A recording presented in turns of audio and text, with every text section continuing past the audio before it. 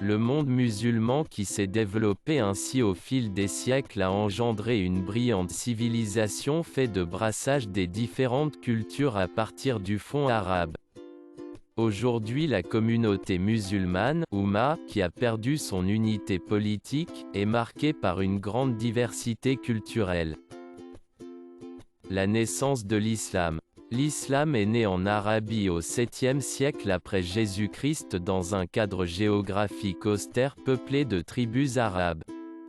En moins de 2 siècles, la nouvelle religion connaît une expansion fulgurante grâce à la guerre sainte, le djihad. Le prophète de l'islam. Mahomet est né vers 570 après Jésus-Christ à la Mecque dans la puissante famille Banu Hachem de la tribu des Kouraïkites. En 610, il reçoit la révélation de l'archange Gabriel.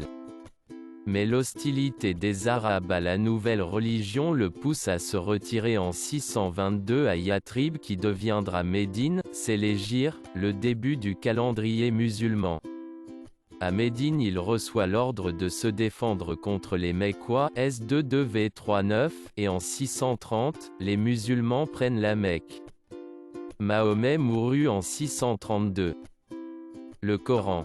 Coran signifie récitation des paroles sacrées transmises au prophète par l'archange Gabriel, il constitue la base de la foi, de la morale, du droit en islam. La langue arabe est celle du Coran, qui est considérée comme la synthèse et le dépassement de tous les livres précédents, Zabour, Psaumes, Taouret, Torah, Injil, Évangile, il compte 114 sourates ou chapitres. Les fondements de l'islam. Le culte islamique repose sur 5 piliers, la shahada ou profession de foi, les 5 prières quotidiennes face à la Mecque, le zakat ou l'aumône légale, le jeûne du mois de Ramadan et le pèlerinage à la Mecque une fois dans la vie. L'expansion musulmane. L'islam s'est diffusé par les armes, djihad, ou par la voie pacifique. D'abord par le prophète jusqu'en 632, ensuite par les 4 premiers califes, Abou Bakr, Omar, Othman, Ali, ensuite par la dynastie des Omeyyades, 661 à 750, renversée par celle des Abbassides, 750-1258. Et enfin par des noms arabes, turcs, mongols en Orient et berbères en Occident. À partir du XIe l'islam ne progresse que par les routes commerciales vers l'Afrique occidentale, l'océan Indien, la Malaisie, Java, Sumatra, Chine, etc. Ainsi les Turcs seldjoukides, Mongols, Mamelouks, Turcs ottomans contrôlent tour à tour le califat qui a de moins en moins d'emprise sur l'empire musulman. L'organisation politique du monde musulman. Dans l'État islamique les non-musulmans ont un statut particulier, ils payent l'impôt foncier, karad, et l'impôt de capitation, djizya.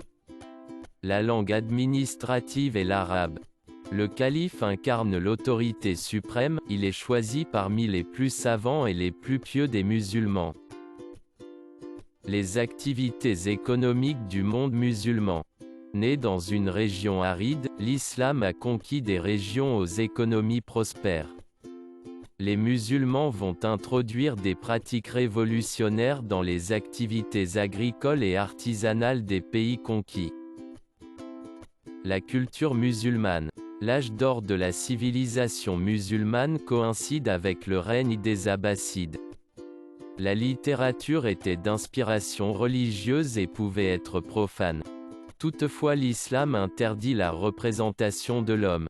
Les arabesques et les figures géométriques furent donc les principales formes de décoration. La diversité du monde musulman.